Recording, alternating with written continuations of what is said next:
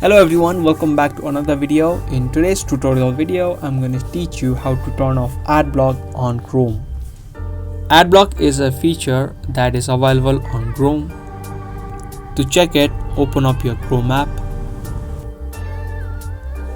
and tap on the three lines on the top right and head over to settings.